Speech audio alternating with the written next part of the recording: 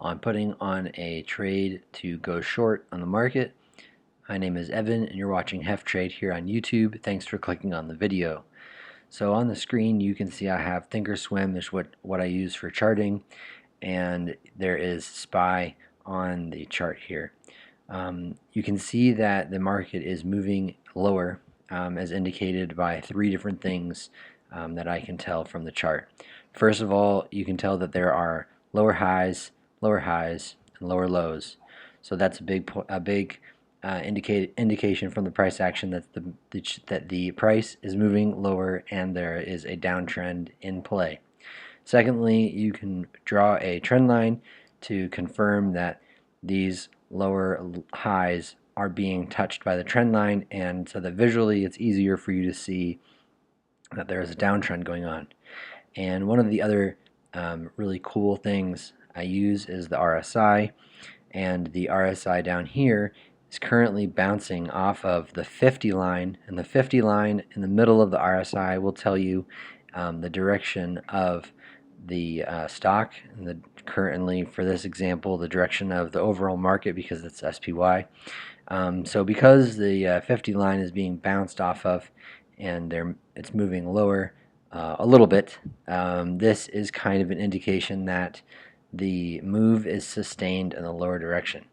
Because of these factors, this is leading me to believe that I need to put on a short position in addition to the already existing short positions I have in my portfolio. So what I'm going to do is walk you through my thought processes as I go through a watch list of stocks to find a trade in real time. I haven't looked at these trades yet, so feel free to skip forward in the video to find where I find the actual trade that I'm going to put on today. But I'm going to go through the New York Stock Exchange watch list that's pre-loaded on Thinkorswim, and I'm just going to go down this list one at a time and quickly find the stock that I think will help my portfolio in terms of a stock that I think is going to continue lower. So for no further explanation needed there, let's start with this TSM, because Berkshire Hathaway, I'm not going to play with those. So TSM, here we go. So what I'm looking for is, first of all, I focus a lot on the RSI down here at the bottom, and then I focus secondly on the actual chart. So what I'm really looking for, I was looking for primarily is bearish divergence at the top of the chart. So I'm looking to see that there is a stock that has hit the highs, and I'm looking to find some sort of a bearish divergence, because I don't really want to play a stock that's at the lows and trying to short the lows. That's not a good idea. On the screen here, Walmart, if you haven't seen my trade earlier, I put on a trade for Walmart calling out this broken trend line that you can see. So I put the trade on up here before the trend line was broken. So if this is new to you, click the like and follow button, like and subscribe to catch trades like this before they happen. I definitely called this out a couple days before this trend line was broken. UNH, nope, no. So again, just looking at the RSI at the bottom of the screen, and I'm looking for bearish divergence, looking for trades that are already overbought and getting weak in the buying. So this is something that I would come back to. This is on Johnson & Johnson, J&J. You can see here that it's overbought. So this is an overbought area. And then you can see here this is overbought as well, but it is this part of the RSI is lower than this part of the RSI, and so this part of the chart is higher than the RSI down here.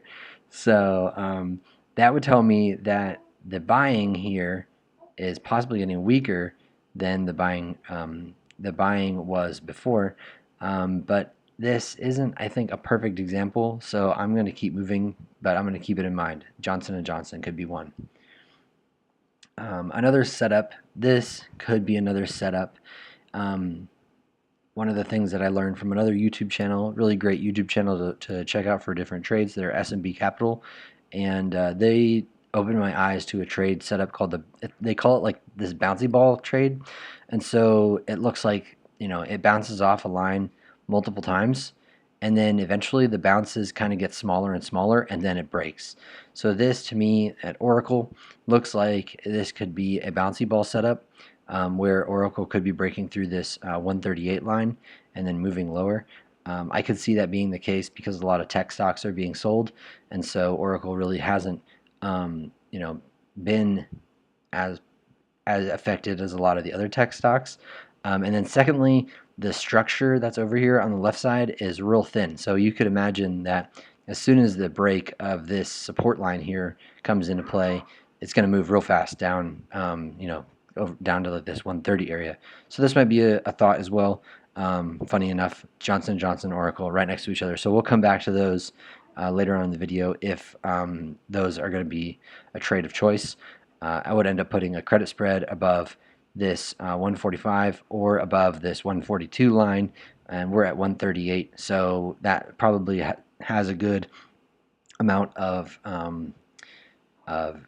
extrinsic value to capture. So we'll keep going. No, not there, but I did catch this trade earlier. You can watch another video that I did for that. Home Depot.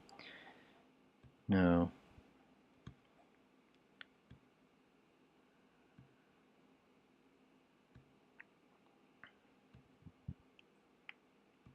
So as I'm looking through here, just looking through the different stocks that I'm going to be analyzing, if you have any comments or any recommendations for any strategies that you use, I'd love to see those in the comments below.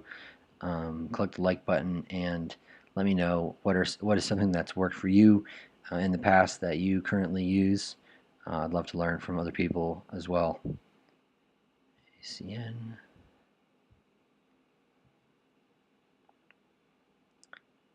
This one I marked off earlier. Let's see, maybe because I did mark this circle here.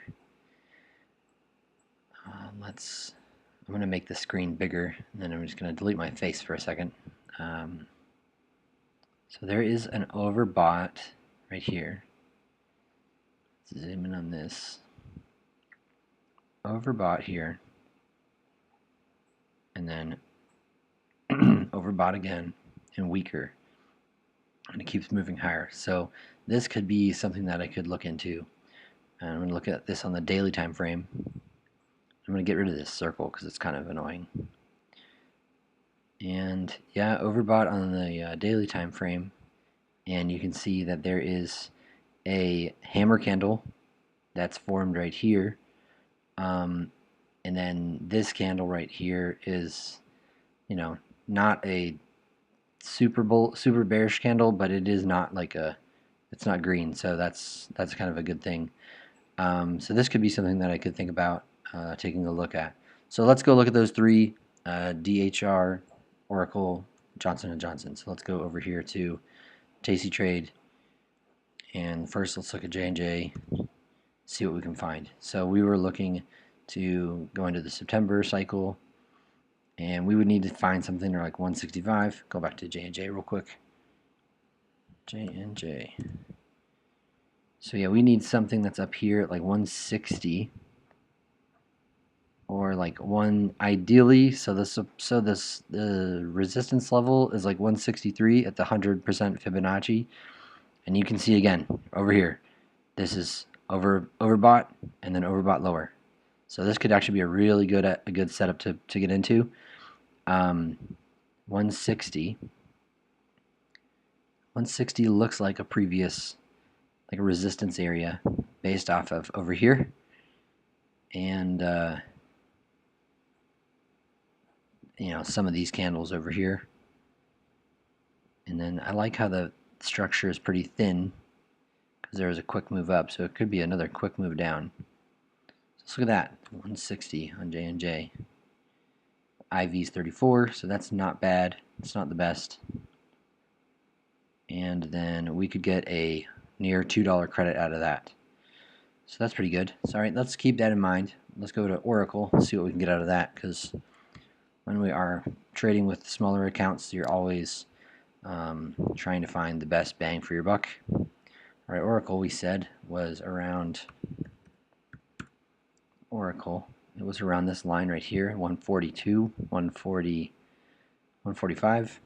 So we can put this at the 145. That's a 40 delta, so that's pretty high. And Yeah, we can get 165 out of that. That's above where the market is right now. This, in my thoughts, would have a chance at kind of bouncing back towards this 145 line. So there might be some unrealized loss in terms of the trade location, but um, if there is an immediate sell-off that comes from this and the follow through is quick to the downside, then we're going to have ourselves a nice profit in a quick amount of time. So that would be a trade I could put on, a 145. And like you've seen, there is some resistance that's been respected the past couple times. So that's one of them, 145. So that would be 165. That would be fit within my criteria. And then DHR. So that's the last one, DHR. All right, so let's go over here. And September. And these are $10 wides. So unfortunately, because my account, I don't play with $10 wides just yet. But if you were somebody who does, have a larger size account, maybe $10 wides or something that you're looking for, you get about $3 out of this. The bid ask is a bit wide. It's about $50 from the natural price to the ask price. So, 305 is right in the middle, and there are some open interests on the contract, so it's not too bad. But you probably wouldn't get filled right away at 305. So DHR, that wouldn't be something I would play with. So for the sake of the video, let's go and look at the two, J&J and Oracle. So which two do I like more? So come back here with my criteria of the overbought, oversold, and the bullish, bearish divergence. This is the bouncy ball setup. So if I were more interested in the bouncy ball, then this would be something that I would go for. It is below the 50 line, so that is something that I do like in terms of the setup here. And then comparing this to J&J, let's do that. The J&J trade. Like I said, this was somewhat of a bearish divergence, so I could see this being a possibility. Now this does have somewhat of a hammer candle on the daily, and it could be supported by this 78.6 line and the 78.6. Once you make it over the 78.6, unless it's a fail, generally the bounce point could be around here at the 61.8. So it's a tough choice. I think I'm going to go with the Oracle trade. So that's what we're going to look at. Oracle. One last look at the 4-hour here. Yeah, I just think that the support is like closer to 165 with the J&J. So I'm going to jump back over there